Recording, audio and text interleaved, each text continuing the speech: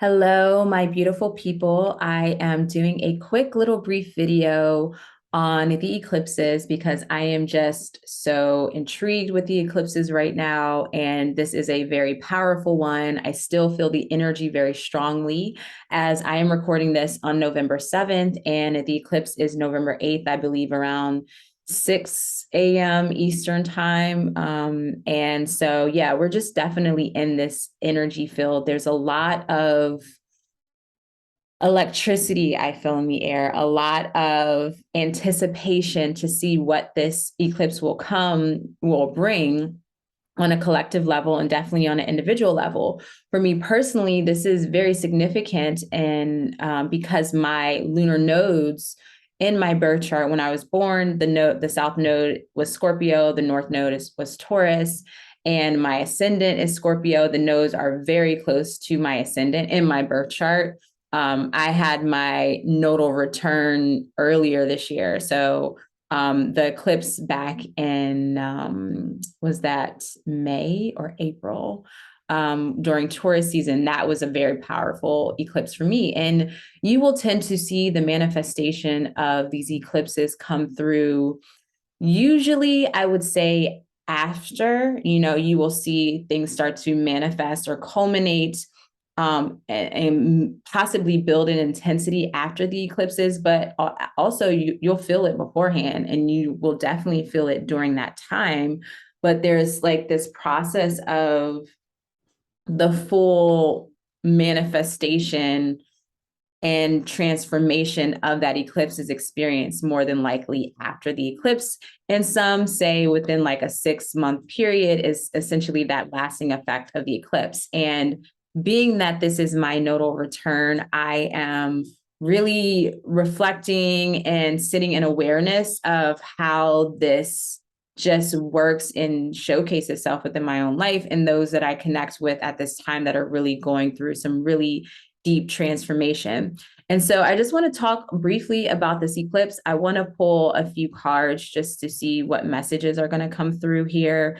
Again, with eclipses, I try my best to just be in a state of awareness, a state of clarity if I can, not trying to do too much during these periods of time, and just let the energy move through. And I also at times I think the main thing that I will do is have an intention, just a gentle intention of allowing, surrendering, and just being with the divine, and being just willing to be guided and to transform whatever is necessary at this time, because I feel that the eclipses can be very confrontational on an individual level and collectively, when we are in resistance. And there could be something within the deep subconscious, or really the unconscious within the soul, that is wanting to hold on to these old outdated imprints or karmic ties in a sense too. And that can be a lot of that discomfort because we're holding on to what needs to be purged and released so that we can bring in the new. And I would definitely point to Vedic astrology and the Indian culture, to learn deeply about eclipses and the nodes, because I know they have a very strong connection in mythology around the nodes in their astrology and just in their spiritual practice. I am getting chills like nobody's business here. So I don't know what that's about, but I'm feeling a lot of electricity, a lot of tension, a lot of anticipation in the air. I don't know if I said that, but I'm definitely feeling that energy quite strongly. And so I just want to again speak briefly about the eclipses because I already did a cosmic climate where I talked about this whole week. I forgot to mention that Mercury Cazimi is also like a couple hours after the eclipse. So it is in that energy field of divine alignment as well. And that essentially is what the eclipses are. It is a point of divine alignment between the sun, moon, and earth. So an eclipse can only take place when the sun, moon, and earth are in alignment and within very close proximity of the nodes. And it only happens during a new moon or a full moon. And so this divine alignment, when you think about it, break it down with the sun and the moon, we have divine intelligence and spirit, which is the sun, and divine embodiment and the soul, which is the moon. And just to bring it into more specifics with this particular eclipse on November 8th, the sun is in Scorpio, right? And so we're thinking of the spirit, the divine intelligence, integrated with or bringing to light this process of shedding layers of metamorphosis. That's definitely a very strong Scorpio intention, essence, vibe, is the shedding, is to penetrate the layers, like unveil, what is it called, peel back the layers of oneself to get to that divinity within, to merge with your own divinity, your own spirit. And I definitely feel that very strongly with this eclipse. And then the moon is that, again, that imprint of the soul or connection to the soul, which the moon is in Taurus. The moon is exalted in Taurus, meaning that it is at a high vibration. Its energy is expressed at a high vibration. And when we think about Taurus, this is literally embodiment of the physical world, of the senses, that sensuality, the touch, the feel, the comfort, and really just merging with the natural world, the divinity of the natural world. So while Scorpio is merging with the divinity of the soul and of the spirit within us, that inner light, Taurus is merging with the divinity and spirit within the natural world outside of oneself. But how do we merge with that within our own being? So that's connecting to the body.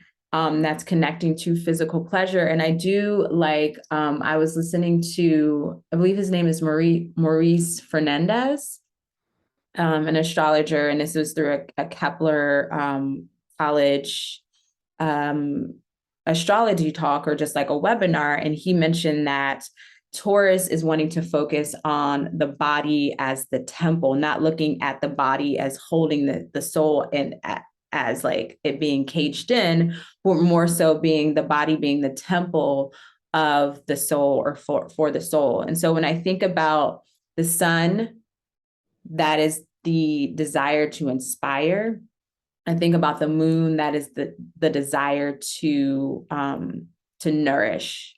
And so that moon vibes so well with Taurus because it is about nourishment. It is about security and just that, I can't think of the word, just the sensuality of things, all of the emotions, all of the feels, which I mentioned in the cosmic climate. And then when we have that interesting aspect of spirit with Scorpio, where that it's like that spirit to inspire is kind of what can drive Scorpio, that passion, that desire to really peel back the layers to see what lies beneath, releasing the karmic ties so we can reconnect with the soul, with that inner light. So that's just kind of what I'm picking up for this eclipse or eclipse season, or the nodes being in Scorpio and Taurus. Scorpio being like the death, the cycles of revelation through the death of the ego, or through the cycle of death.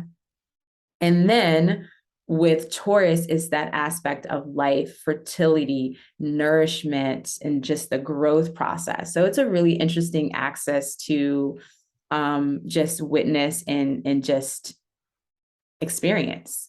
And that's one of the things, I told my client is that this is a time to just be, like, don't do. Like, we're not in the space of doing, we're in the space of being and witnessing this evolution within ourselves. And so I'm going to pull really quickly here, and I'll end this video with some cards, oracle messages. So I got Adriana Ayales.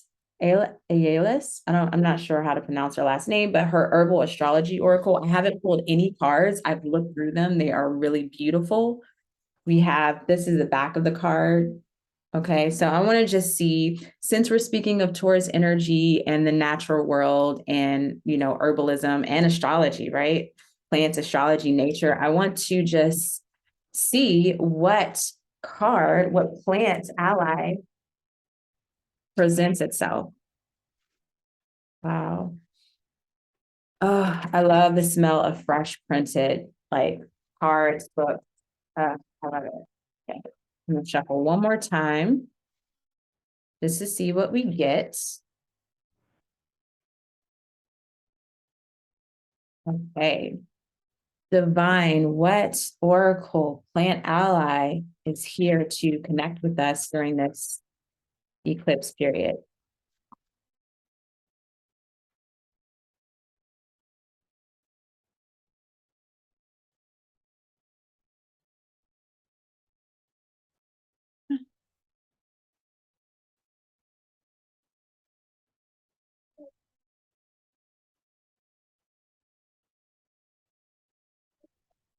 I might have to pull from the text. I never do that, but we'll see. We're gonna shuffle one more time. This is three. The cards are kind of sticking, so see what plant ally is here to communicate with us.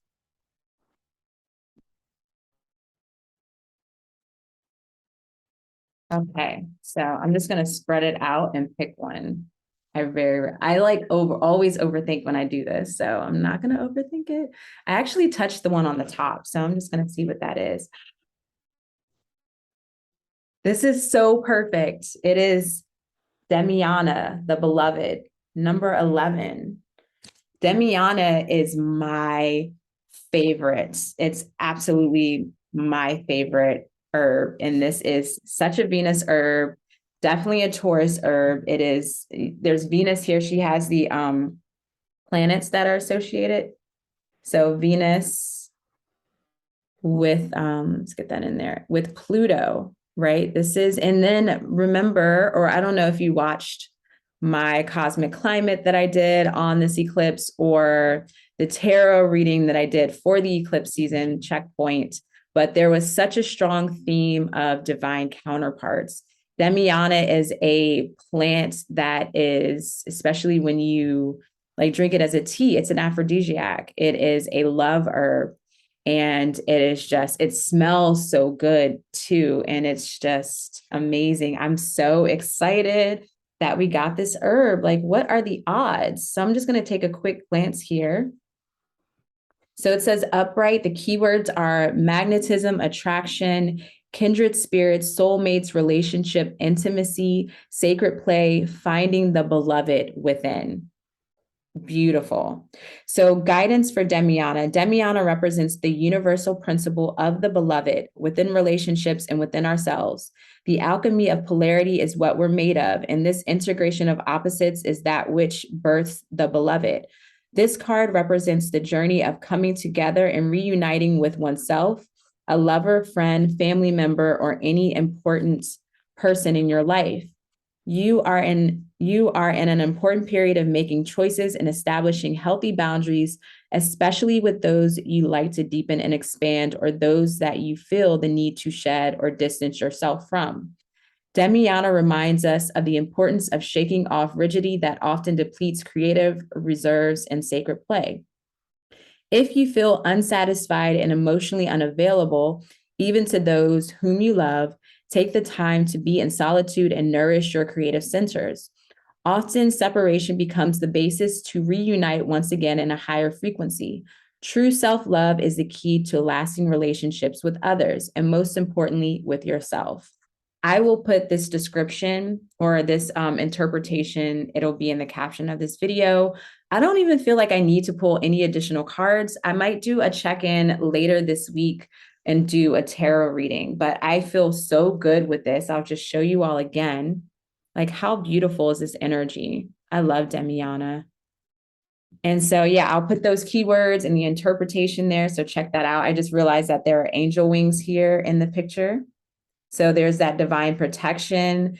Please check out my tarot reading, because that was a big thing. I'll put the links for the tarot reading as well, the eclipse checkpoint tarot reading, in the description below as well. So you can check that out. But oh my goodness, I'm in a nice space. I love this. So thank you everyone for watching this, and please like, share, and subscribe if this resonates. If you're enjoying my content, I really appreciate it. And of course, always share your comments below, as I enjoy reading your perspective and experiences. Happy eclipse, and I hope it's a safe one and a pleasurable one. So take care.